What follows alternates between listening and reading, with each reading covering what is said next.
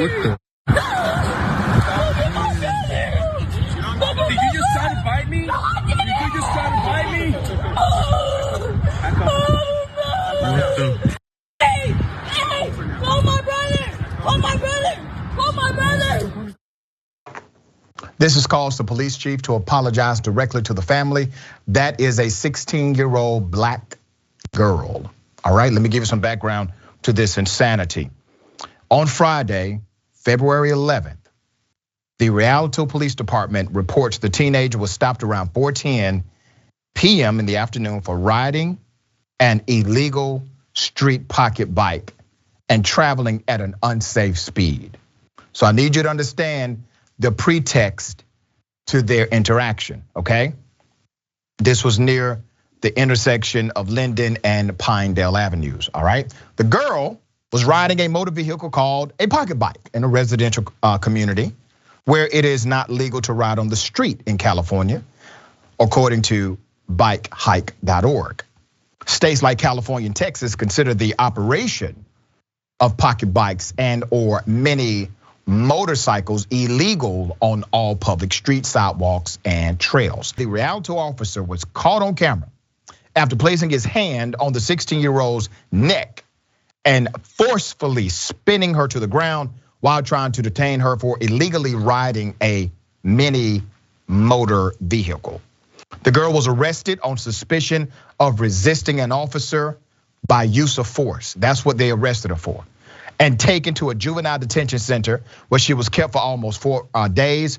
Her representatives say as a result of the incident, she has sustained shoulder, neck, and back injuries. I'm sure she did. Some reports say the girl suffered a concussion and the extent of the injuries have not been fully determined. However, the issue at hand for the child's parents is not whether she was right or wrong, but that the officers used what they consider force on a minor. The girl's family is calling for the officer to be fired. In a statement released Tuesday on the 15th, Rialto Police Chief Mark Kling said he has personally viewed the body cam footage and is reviewing the officer actions in this case.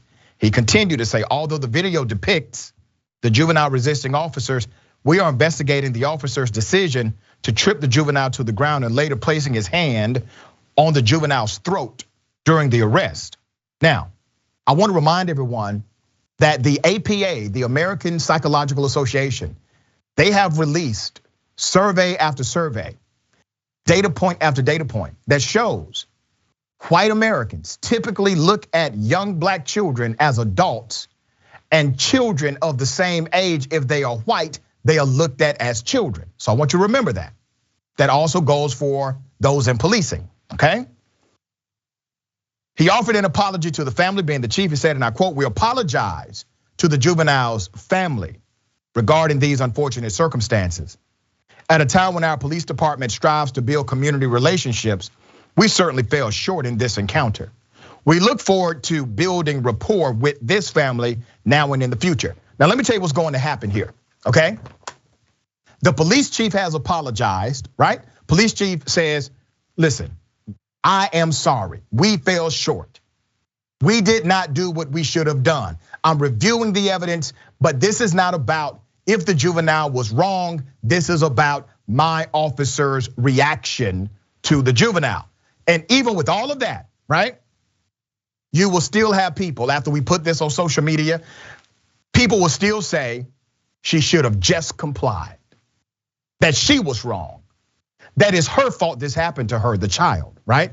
And the same people who will say that and spin it to somehow create immunity for the officer's unprofessional behavior are also the people who would never comply to wear a mask, who will fight others when there's a mask mandate inside of a restaurant.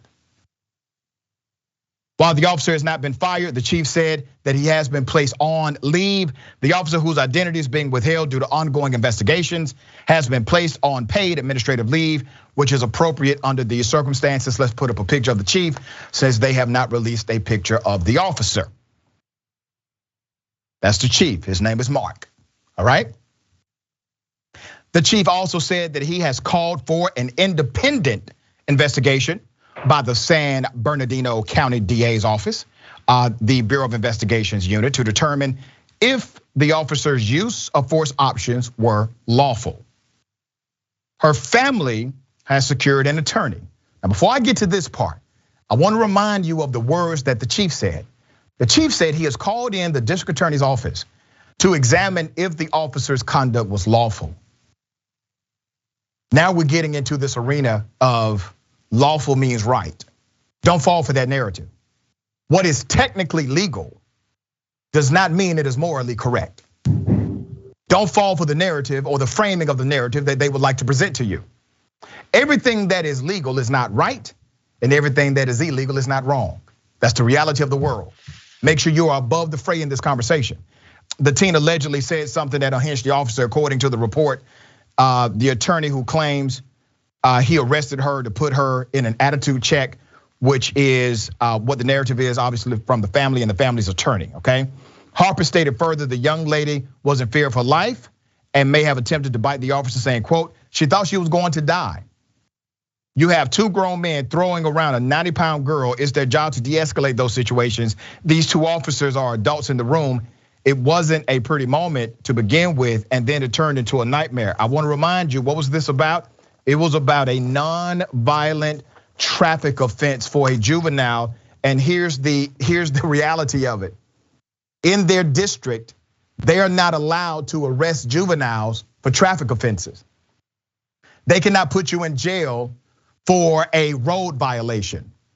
They can give you a ticket, they have to send you to your parents, but they can't put you inside of a jail for it, or at least that's not the practice. So in the charge, they don't even cite the illegal motor vehicle or the operation of a mini motor vehicle. They only cite the use of force, according to them, to resist arrest. Jackson, thoughts here? First of all, I think that it's really important that, platforms like this and as many others as possible continue to put footage out like this, because it really does happen very commonly. But also, as you pointed out, people who will look at these videos and they'll say, well, she should have complied. That happens because within most of those people with those opinions, communities, these types of things don't happen. Police do come around, they have friendly relationships with them. And so many of those officers from those communities also work in communities that they didn't grow up in. And so there's that tension. And so they think that when they see stuff like this, they think, oh, well, they must have done something wrong because this doesn't happen in my backyard. And so, that's really where that line of thinking comes from. But again, for just a kid riding around on a motor vehicle like that, for you to end up slamming them around, you heard how he was speaking to her, like, you trying to fight me? You trying to fight me? Like he's really trying to put her in her place and show her. And again, that's just that type of weakness and that type of lack of character and self-control just simply doesn't belong in law enforcement. But it gets hired every single day. Yep, every single day.